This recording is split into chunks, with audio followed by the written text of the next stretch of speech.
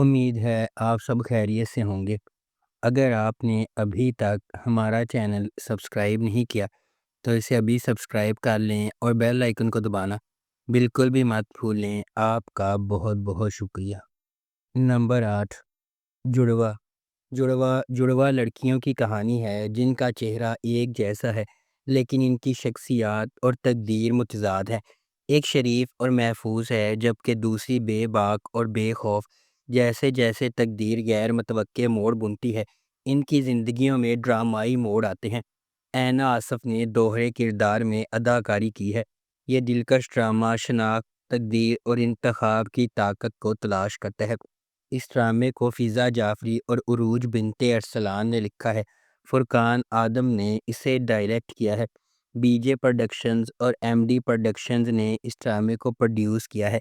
اس ڈرامے کی مرکزی کاسٹ میں اینا آصف، شہود علوی، صابرین حسبانی، یالے سرحدی، نادیہ حسین اور عدنان رضا میر شامل ہیں۔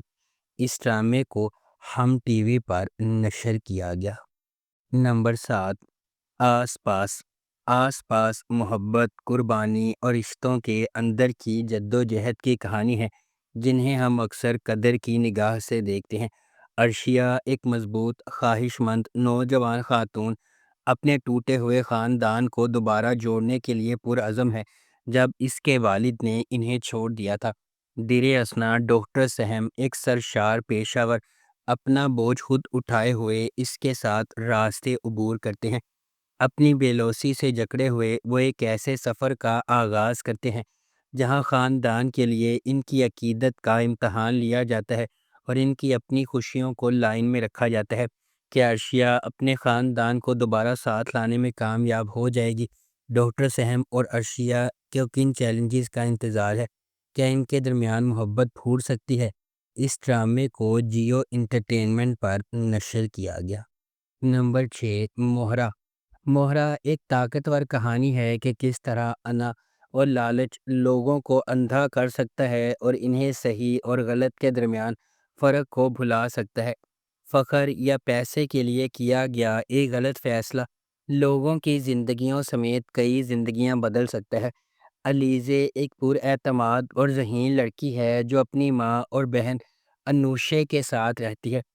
اگرچہ ان کا تعلق ایک نچلے متوسط طبقے کے خاندان سے ہے، علیزے اپنے پاس جو کچھ ہے اس سے خوش ہے اور اپنی بہن کے ساتھ مضبوط رشتہ رکھتی ہے۔ دوسری طرف ہمدانی خاندان ہے۔ فرید اور ارمین اپنے بچوں حمزہ، سکندر اور نمرہ کے ساتھ رہتے ہیں۔ فرید اور حمزہ مہربان اور زمینی ہیں لیکن سکندر اور نمرہ اپنی ماں کے فخر کی پیروی کرتے ہیں اور ایک انا پیدا کرتے ہیں جو آہستہ آہستہ ان کے فیصلوں پر اثر انداز ہونے لگتا ہے۔ ایک غیر متوقع سانحے نے علیزے کو ہلا کر رکھ دیا، اسے ہمدانی خاندان کے خلاف انتقام کی راہ پر گامزن کر دیا۔ اس ڈرامے کو جیو انٹرٹینمنٹ پر نشر کیا جا رہا ہے۔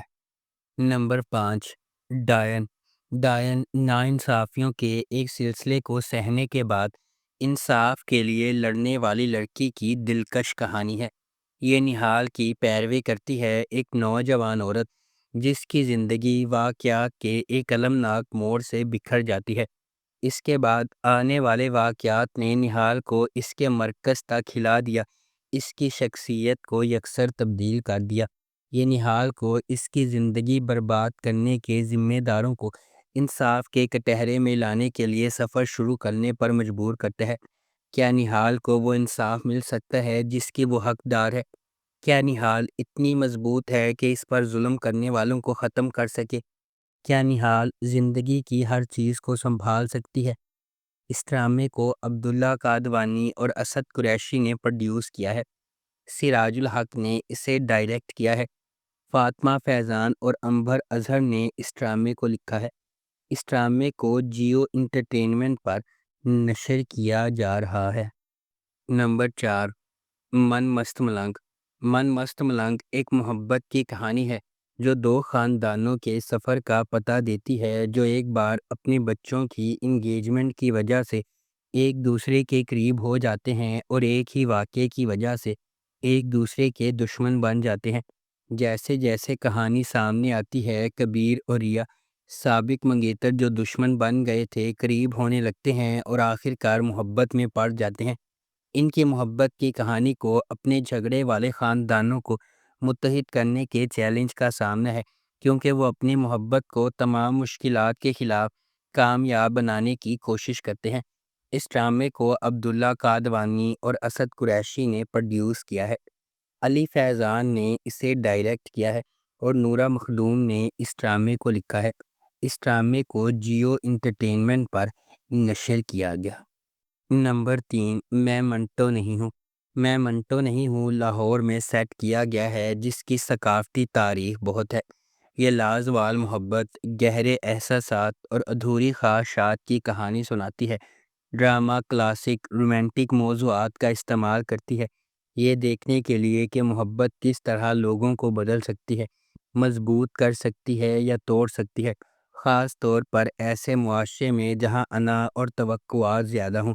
کہانی کے بارے میں کہا جاتا ہے کہ اس میں شاعرانہ مکالمے، پرانے زمانے کے دلکش اور پرجوش کردار ہیں، وہ سب کچھ جس کی آپ خلیل الرحمن قمر کے اسکرپٹ سے توقع کریں گے۔ اس ڈرامے کو خلیل الرحمن قمر نے لکھا ہے، ندیم بیگ نے اسے ڈائریکٹ کیا ہے، سکس سگما پلس اور نیکسٹ لیول انٹرٹینمنٹ نے اس ڈرامے کو پروڈیوس کیا ہے۔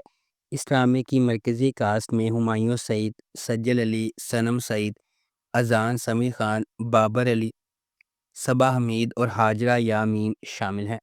اس ڈرامے کو ARY ڈیجیٹل پر نشر کیا جا رہا ہے۔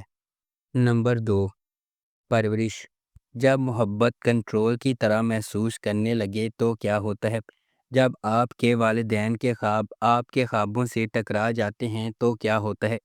یہ آپ کا عام فیملی ڈرامہ نہیں ہے۔ پرورش ان چھوٹی چیزوں کے بارے میں ہے جو ہم سب بخوبی جانتے ہیں، غیر کہی ہوئی توقعات، نسلی فرق سمجھنے کی جدوجہد اور آپ کے دل کی پیروی کرنے کے لیے جو جرأت درکار ہوتی ہے۔ سمر عباس جعفری نے ولی جہانگیر کا کردار ادا کیا۔